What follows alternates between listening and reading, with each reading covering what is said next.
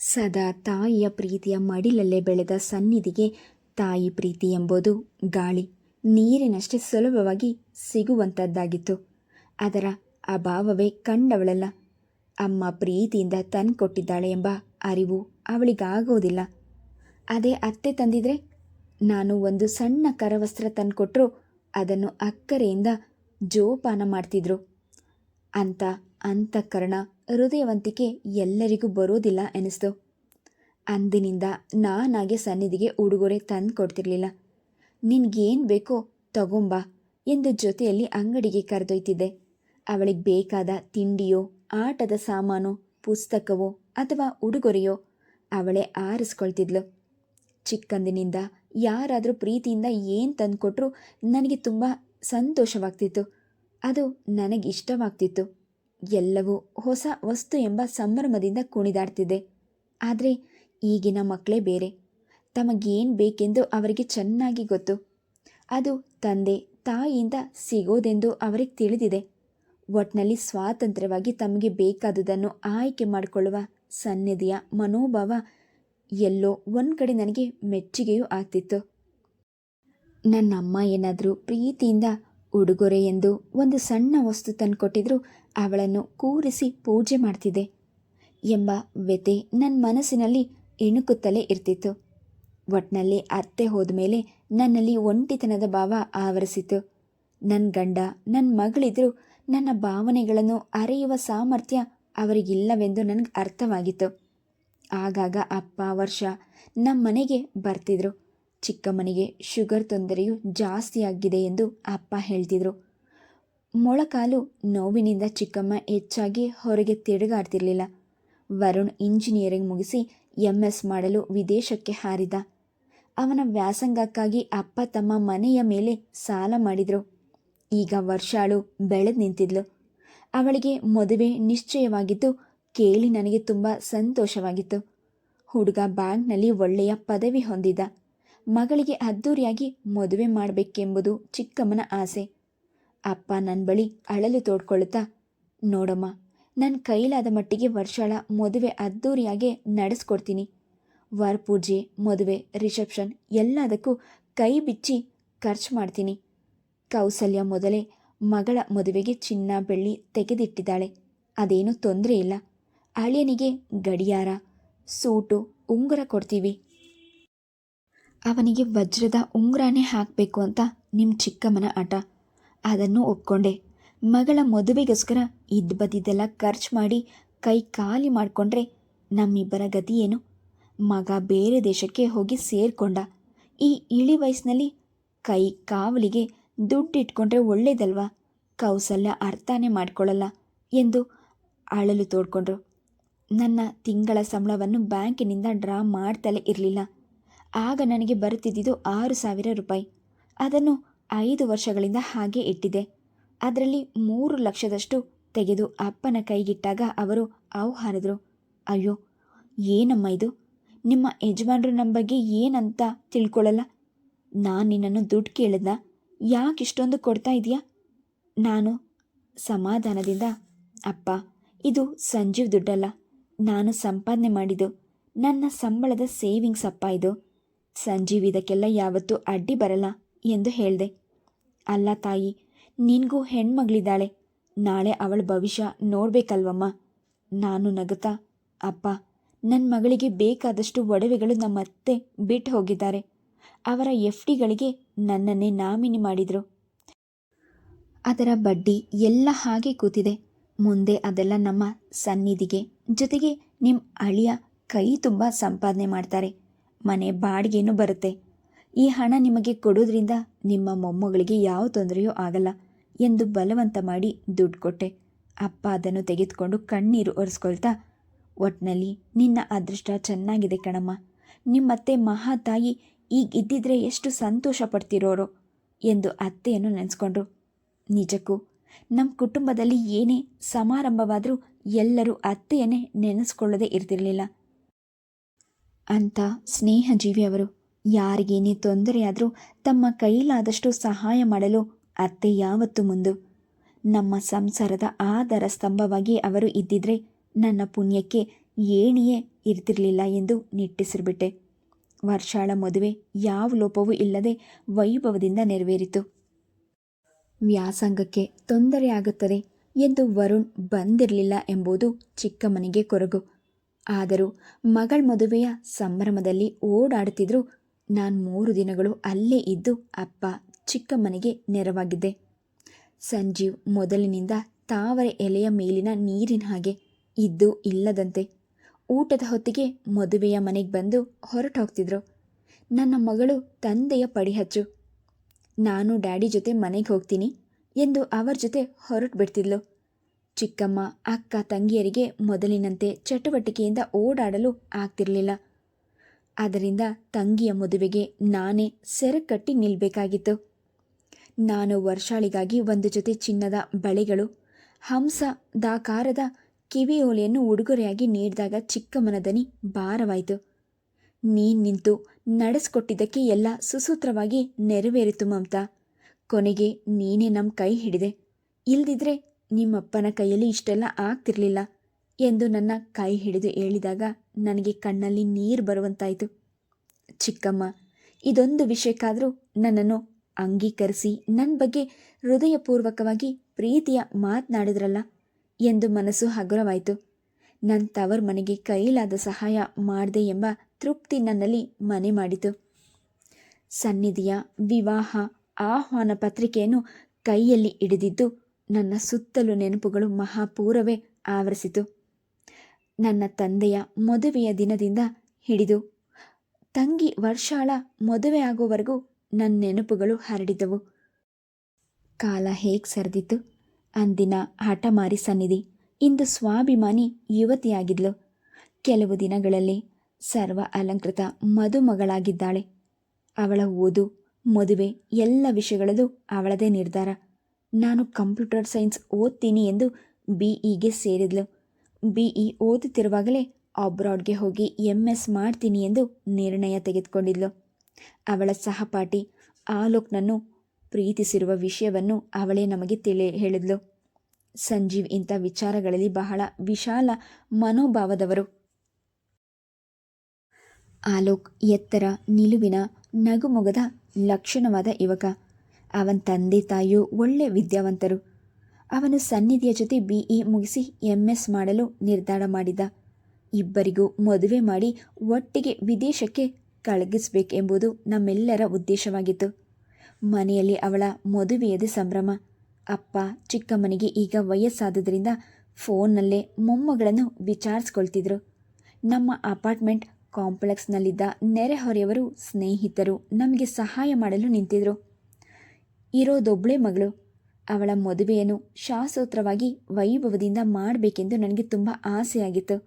ಆದರೆ ನಾನು ಏತಿ ಎಂದರೆ ನನ್ನ ಮಗಳು ಪ್ರೇತಿ ಎನ್ನಲೇಬೇಕು. ಮಮ್ಮಿ, ಶಾಸ್ತ್ರ ಸಂಪ್ರದಾಯ ಅಂತ 2 ದಿನ ನನಗೆ ಹಿಂಸೆ ಮಾಡಬೇಡ.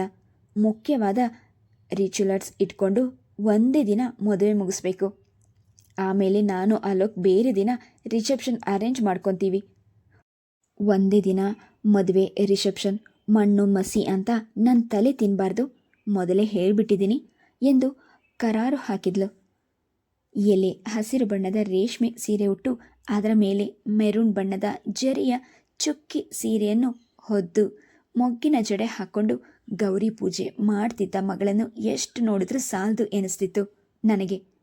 ಸಂಜೀವ್ನ ಎತ್ತರ, ನನ್ನಂತೆ ನಿಲುವಾದ ಮೈಕಟ್ಟು, ಅತ್ತೆಯ ಬಿಳುಪು ಮೈ ಬಣ್ಣ, ತಿದ್ದಿದ ಕಣ್ಣು, ಮೂಗು, ಹವಳದ ತುಟಿಗಳು, ಅಪ್ರತಿಮೆ ಚೆಲುವೆಯಿಂದ ಕಂಗೊಳಿಸ್ತಿದ್ದ ಸನ್ನಿಧಿಯ ಗಲ್ಲದ ಮೇಲೆ ಕರಿಯ ಚುಕ್ಕಿ ಇಟ್ಟು ಯಾರ ಕೆಟ್ಟ ದೃಷ್ಟಿಯೂ ಬೀಳದಿರಲಿ ಎಂದು ಅತ್ತೆ ನನಗೆ ಮೊಮ್ಮಗಳಿಗೆ ಪೆಟ್ಟಿಗೆಯ ತುಂಬ ಒಡವೆಗಳನ್ನು ಬಿಟ್ಟು ಹೋಗಿದ್ರು. 4 ಜೊತೆ ಬಳೆಗಳು, ಕೆಂಪಿನ ಸೆಟ್, 2 ಜೊತೆ ಜುಮುಕಿಗಳು, 4 ಅಡಿಕೆ ಕಾಸಿನ ಸರ, ಜೋಮಾಲೆ ಹವಳದ ತೋಳ್ಬಂದಿ. ಅದರಲ್ಲಿ ಅರ್ಧದಷ್ಟಾದರೂ ನನ್ನ ಮಗಳ ಧರಿಸಿ ಹಸೆಮಣಿಯ ಮೇಲೆ ಕುಳಿತುಕೊಳ್ಳಲಿ ಎಂದು ನನಗಾಸೆ. ಆದರೆ ಭಾರವಾದ ಆ ಒಡವೆಗಳನ್ನು ನೋಡಿ ಸನ್ನಿಧಿ ಔಹಾರಿ, ಓ ಗಾಡ್, ಈ ಭಾರ ನನ್ನ ಮೈ ಮೇಲೆ ಹೊತ್ಕೊಬೇಕಾ? Impossible mummy. ನನ್ನ ಸೀರೆಗೆ ಮ್ಯಾಚಿಂಗ್ ಜ್ಯುವೆಲರಿ ಸೆಟ್ ತರೋಕ್ಕೆ ಬ್ಯೂಟಿಷನ್ಗೆ ಹೇಳಿದ್ದೀನಿ, ನನಗಷ್ಟೇ ಸಾಕು ಎಂದಾಗ ನನಗೆ ಕೋಪ ಹೊಕ್ಕಿ ಬಂತು. 4 ತಲೆಮಾರುಗಳಿಂದ ಬಂದ ಬಂಗಾರ ಅಜ್ಜಿ ಆಶೀರ್ವಾದ ಮಾಡಿ ಕೊಟ್ಟಿದ್ದು. ಯಾರೋ ತರುವ ಗಿಲೀಟು ಆಭರಣಗಳನ್ನು ಧರಿಸುವ ಮಗಳ ಮೇಲೆ ರೇಗ್ದೆ. ನಿಮ್ಮಜ್ಜಿ ನಿನಗೋಸ್ಕರ ಆಶೀರ್ವಾದ ಮಾಡಿ ಕೊಟ್ಟಿರೋ ಒಡವೆಗಳು ಇದು. ಇದನ್ನು ಹಾಕ್ಕೊಂಡ್ರೆ ನಿನಗೆ ಶ್ರೇಯಸ್ಸು. ನಾನೇನು ದಿನನಿತ್ಯ ಹಾಕೋ ಅಂತ ಹೇಳಿದ್ನ? ಇವತ್ತು ಒಂದಿನ ನನ್ನ ಮಾತು ಕೇಳು. ಮಮ್ಮಿ, ನಿನ್ನ ಮಾತು ಕೇಳಿ ನಾನು ಈ ಫ್ಯಾನ್ಸಿ ಡ್ರೆಸ್ ಹಾಕ್ಕೊಳ್ಳೋಕ್ಕೆ ಒಪ್ಕೊಂಡಿದ್ದೀನಿ. ನೀನು ಬಲವಂತ ಮಾಡಿದರೆ ಈ ಸೀರೆ, ಮೊಗ್ಗುಂಜಡೆ ಎಲ್ಲ ತೆಗೆದುಹಾಕಿ ನನ್ನ ಇಷ್ಟವಾದ ಡ್ರೆಸ್ ಹಾಕ್ಕೊತೀನಿ ಅಷ್ಟೆ. ಈ ಹುಡುಗಿ ಹಠ ತೊಟ್ಟರೆ ಹಾಗೆ ಮಾಡಿಯಾಳು. ಅವಳಿಗೆ ಬುದ್ಧಿ ಹೇಳಿದ ನಾನು ಮೂರ್ಖಳಷ್ಟೆ ಎಂದು ನಾನು ಒಡವೆಗಳನ್ನೆಲ್ಲ ಭದ್ರವಾಗಿ ಎತ್ತಿಟ್ಟೆ. ನಾನು ಮಗಳ ಮದುವೆಗೆ ನನಗಾಗಿ ಸೀರೆ, ಒಡವೆ ಏನೂ ತೆಗೆದುಕೊಂಡಿರಲಿಲ್ಲ. ನೇರಳೆ ಬಣ್ಣದ ಕಂಚಿ ಸೀರೆಗೆ ಅಚ್ಚಗೆಂಪಿನ ದೊಡ್ಡ ಜರಿಯಂಚು, ಜೊತೆಗೆ ಮಧ್ಯದಲ್ಲಿ ಚಿನ್ನದ ನಕ್ಷತ್ರಗಳಿದ್ದ ಸೀರೆ ಅತ್ತೆಯ ಅಚ್ಚುಮೆಚ್ಚಿನದು. ಅದು ಅವರ ತವರು ಮನೆಯಲ್ಲಿ ಮದುವೆಗೆ ಕೊಟ್ಟ ಸೀರೆ ಎಂದು ಹೇಳ್ತಿದ್ರು. ನಾನು ಅದನ್ನು ತೆಗೆದುಕೊಂಡು ಅಕ್ಕರೆಯಿಂದ ಉಟ್ಕೊಂಡೆ. ಅತ್ತೆ ನನ್ನ ಜೊತೆಯಲ್ಲೇ ಇದ್ದಾರೆ ಎನ್ನುವಂತೆ ಭಾಸವಾಗಿತ್ತು. ಜೊತೆಗೆ ಅತ್ತೆ ದಿನನಿತ್ಯ ಹಾಕುತ್ತಿದ್ದ ಬಳೆಗಳು, ಸರ ಮತ್ತು ವಜ್ರದೋಳೆ ಧರಿಸಿದ್ದೆ. ಅತ್ತೆಯ ಸಾನ್ನಿಧ್ಯದಲ್ಲೇ ಇರುವೆನೆಂಬ ಮಧುರ ಭಾವನೆ ನನ್ನನ್ನು ಆವರಿಸಿತು. ಅಪ್ಪ ಚಿಕ್ಕಮ್ಮ 2 ದಿನಗಳಿಂದ ನಮ್ಮ ಮನೆಯಲ್ಲೇ ಬಂದಿದ್ರು. ಅವರಿಗೆ ಹೆಚ್ಚು ಓಡಾಡಲು ಆಗದಿದ್ರು ಮೊಮ್ಮಗಳ ಮದುವೆಯನ್ನು ಸಂಭ್ರಮದಿಂದ ವೀಕ್ಷಿಸಿದ್ರು. ವರ್ಷಾಳಿಗೆ 2 ಅವಳಿ ಮಕ್ಕಳು, 2 ಗಂಡು. ತರುಣ್ ಹಾಗೂ ತಿಲಕ್. ತನ್ನ ಗಂಡ ಮಕ್ಕಳ ಜೊತೆ ಹಿಂದಿನ ದಿನವೇ ಬಂದಿದ್ಲು. ವರುಣ್ ನ್ಯೂಯಾರ್ಕ್ನಲ್ಲಿದ್ದ. ಅವನಿಗೆ ಮದುವೆಯಾಗಿ ವಿಚ್ಛೇದನವಾಗಿತ್ತು. ಮಕ್ಕಳಿರಲಿಲ್ಲ. ಅವನು ಸನ್ನಿಧಿಯ ಮದುವೆಗೆ ಬರಲಾಗದಿದ್ದರೂ $150 ಕಳುಹಿಸಿದ್ದ. ಸಂಜೀವ್ ಎಂದಿನಂತೆ ಗಂಭೀರ ಹಾಗೂ ನಿರ್ಲಿಪ್ತರು. ಆದರೂ ಮಗಳನ್ನು ದಾರೆ ಎರೆದು ಕೊಡುವಾಗ ಅವರ ಗಂಟಲು ಬಿಗಿಯಾಗಿ ಕಣ್ಣಂಚಿನಲ್ಲಿ ನೀರು ಕಾಣಿಸ್ಕೊಂತು. ಅದನ್ನು ಕಂಡು ಸನ್ನಿಧಿ ನಗುತ್ತಾ, daddy, don't be so emotional, ಇದೆಲ್ಲ ಬರೀ ಫಾರ್ಮಾಲಿಟೀಸ್ ಅಷ್ಟೇ ಎಂದಾಗ ಆಲೋಕ್ ನಸುನಗೆ ಬೀರಿ, ಡೋಂಟ್ ವರಿ ಅಂಕಲ್, ಸ್ಯಾಂಡಿನ ನಾನು ತುಂಬ ಚೆನ್ನಾಗಿ ಕೇರ್ ತಗೊಂಡು ನೋಡ್ಕೊತೀನಿ ಎಂದು ಹೇಳ್ದ. ಆ ಸಮಯದಲ್ಲಿ ಮಗಳಿಗಿಂತ ಅಳಿಯನೇ ವಾಸಿ ಎನಿಸ್ತು ನನಗೆ. ಸಲಂಕೃತ ಮದುಮಗಳನ್ನು ಕನ್ಯಾದಾನ ಮಾಡುವ ಮಹತ್ವ ತಿಳಿಯದೆ ಅದನ್ನು ಬರೀ ಫಾರ್ಮಾಲಿಟಿ ಎಂದು ಹೇಳಿದ ಮಗಳ ಅಜ್ಞಾನಕ್ಕೆ ಕೋಪಗೊಳ್ಳಬೇಕೋ ವಿಷಾದಿಸಬೇಕೋ ತಿಳಿಯಲಿಲ್ಲ. ನನಗೆ ಹೆಣ್ಮಗು ಹುಟ್ಟಿದಾಗ ಅವಳು ನನ್ನಂತೆ ತಾಯಿಯ ಪ್ರೀತಿಗಾಗಿ ಹಂಬಲಿಸಬಾರ್ದು ಎಂದು ಅವಳ ಮೇಲೆ ನಾನು ಪ್ರೀತಿಯ ಹೊಳೆಯನ್ನೇ ಹರಿಸಿದೆ. ಅವಳು ಸ್ಕೂಲ್ನಿಂದ ಮನೆಗೆ ಬಂದಾಗ ನಗುಮುಖದಿಂದ ಎದುರುಗೊಂಡು ಮುದ್ದು ಮಾಡಿ ತಿಂಡಿ ಕೊಡ್ತಿದ್ದೆ. ಅವಳ ಮುಖ ಸ್ವಲ್ಪ ಬಾಡಿದ್ರೂ ಅವಳ ಬಳಿ ಕುಳಿತು ತಲೆ ಸವರುತ್ತಾ ಯೋಗಕ್ಷೇಮ ವಿಚಾರಿಸ್ತಿದ್ದೆ. ಅವಳು ಹುಷಾರ್ ತಪ್ಪಿದ್ರೆ ಅವಳ ಮಗ್ಗಲು ಬಿಟ್ಟು ಎದ್ದು ಹೋಗ್ತಿರ್ಲಿಲ್ಲ. ದಿನನಿತ್ಯ ತುಪ್ಪದಲ್ಲಿ ಕೈ ತೊಳೆಯೋವರಿಗೆ ಬೆಣ್ಣೆಯ ಬೆಲೆ ಏನು ಗೊತ್ತು? ತಾಯಿ ಸದಾ ಜೊತೆಯಲ್ಲೇ ಇರುವಾಗ ನನ್ನ ಮಗಳಿಗೆ ಆ ಮೌಲ್ಯ ಹೇಗೆ ಅರ್ಥವಾದೀತು? ನನ್ನ ಹೃದಯದ ಹಂಬಲ, ಮಮತೆಗಾಗಿ ಇರುವ ತುಡಿತವನ್ನು ನನ್ನ ಮಗಳಿಂದ ನಿರೀಕ್ಷಿಸೋದು ತಪ್ಪೆಂದು ನನಗೆ ಅರಿವಾಗಿತ್ತು. ಸನ್ನಿಧಿ ನಗು ನಗುತ್ತಲೇ ಗಂಡನ ಮನೆಗೆ ಹೋಗಿದ್ಲು. ಅಲ್ಲಿಂದ ಅವರಿಬ್ಬರು ಮಾಲ್ಡೀವ್ಸ್ಗೆ ಮಧುಚಂದ್ರಕ್ಕೆ ಹಾರಿದ್ರು. ಆ ಅವಧಿಯಲ್ಲಿ ನಾವೇ 1-2 ಬಾರಿ ಸನ್ನಿಧಿಗೆ ಫೋನ್ ಮಾಡಿ ವಿಚಾರಿಸ್ಕೊಂಡಿದ್ವಿ. ಆದರೆ ಗಂಡನ ಮನೆಗೆ ಹೋದ ಮಗಳಿಂದ ನಮಗೆ ಫೋನ್ ಕರೆ ಬರುತ್ತಿದ್ದುದು ತುಂಬ ಅಪರೂಪ.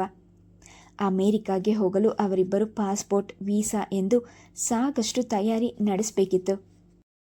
ನಮ್ಮೊಡನೆ ಮಾತನಾಡುತ್ತಾ ಕುಳಿತುಕೊಳ್ಳಲು ಅವರಿಗೆ ಸಮಯ ಬೇಕಲ್ಲ. ಹೊಸದಾಗಿ ಮದುವೆಯಾದವರು ಬೇರೆ. ಅವರ ಏಕಾಂತ ಅವರಿಗೆ ಮುಖ್ಯ ಎಂದು ನಾನೇ ಸಮಾಧಾನ ಮಾಡಿಕೊಂಡೆ. ಒಂದು ವಿಧದಲ್ಲಿ ತಂದೆ ತಾಯಿಗೆ ಹೆಚ್ಚು ಶ್ರಮ ಕೊಡದೆ ತನ್ನ ಭವಿಷ್ಯವನ್ನು ತಾನೇ ನಿರ್ಧಾರ ಮಾಡಿ ರೂಪಿಸ್ಕೊಳ್ಳುತ್ತಿರುವ ಮಗಳ ಬಗ್ಗೆ ನನಗೆ ಹೆಮ್ಮೆಯೇ ಆಯಿತು. ನನ್ನ ಸಹೋದ್ಯೋಗಿ ರಾಜೇಶ್ವರಿಗೂ ನನ್ನಂತೆ ಒಬ್ಬಳೇ ಮಗಳು. ಒಳ್ಳೆ ಸಂಬಂಧ ನೋಡಿ ಮದುವೆ ಮಾಡಿದ್ಲು. ಅವಳ ಮಗಳು ಸನ್ನಿಧಿಯ ಹಾಗೆ ಇಂಜಿನಿಯರ್.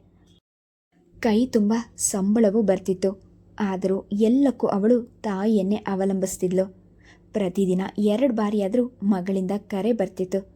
ರಾಜೇಶ್ವರಿ ಒಮ್ಮೊಮ್ಮೆ ಬೇಸರದಿಂದ, ಹೆಣ್ಮಕ್ಳಿಗೆ ಮದುವೆ ಮಾಡಿ ಕಳಗಿಸಿದ ಮೇಲೆ ಜವಾಬ್ದಾರಿ ಮುಗೀತು ಅಂತಾರೆ. ಆದರೆ ನನಗೆ ಹಾಗಲ್ಲ ಮಮತಾ. ಮಗಳ ಜೊತೆ ಅವಳ ಗಂಡನ ಮನೆ ವಿಷಯಗಳಿಗೂ ನಾನೇ ತಲೆ ಕೊಡಬೇಕು. ಅಯ್ಯೋ, ಮಗಳಿಗೆ ತಾಯಿ ಮೇಲೆ ಎಷ್ಟು ಪ್ರೀತಿ ಅಂತ ನೋಡಿದವರು ಹೊಗಳ್ತಾರೆ. ಆದರೆ ನನ್ನ ಕಷ್ಟ ನನಗೆ ಗೊತ್ತು. ಒಂದಿನ ನಂದು ಅಂದ್ಕೊಳ್ಳೋ ಹಾಗಿಲ್ಲ, ನನ್ನ ಮಗಳ ಮನೆಗೆ ಕೆಲಸದವಳು ಬಂದಿಲ್ಲ ಅನ್ನೋ ವಿಷಯದಿಂದ ಹಿಡಿದು ಅತ್ತೆ ಮಾವನ ಜೊತೆ ಜಗಳ ಆಯಿತು ಅನ್ನೋ ಕಂಪ್ಲೇಂಟ್ವರೆಗೂ ನನ್ನ ಮಗಳು ವರದಿ ಒಪ್ಪಿಸ್ತಾನೆ ಇರ್ತಾಳೆ. ಎಂದಿಗೆ ಅವಳ ಸಂಸಾರ ಅಂತ ನೋಡ್ಕೊಳ್ತಾಳೋ, ಸಾಕಾಗಿ ಹೋಗಿದ್ಯಪ್ಪ ಎಂದು ತನ್ನ ವ್ಯಥೆ ತೋಡ್ಕೊಳ್ತಿದ್ಲು. ಹಾಗೆ ನೋಡಿದ್ರೆ ನನ್ನ ಮಗಳು ಸ್ವಾವಲಂಬಿಯಾಗಿರೋದು ನನಗೊಂದು ಬಗೆಯ ಅನುಕೂಲವೇ ಆಗಿತ್ತು. ನನ್ನ ಕಾಲೇಜಿನ ಕೆಲಸದಲ್ಲಿ, ನನ್ನ ದಿನಚರಿಯಲ್ಲಿ ನನ್ನನ್ನು ನಾನು ತೊಡಗಿಸ್ಕೊಂಡಿದ್ದೆ. ಮದುವೆಯಾಗಿ 2 ತಿಂಗಳ ನಂತರ ಸನ್ನಿಧಿ ಆಲೋಕ್ ಫ್ರಾನ್ಸ್ಗೆ ಹಾರಿದ್ರು. ಅವರನ್ನು ಬೀಳ್ಕೊಡಲು ನಾವೆಲ್ಲ ಏರ್ಪೋರ್ಟ್ಗೆ ಹೋಗಿದ್ವಿ.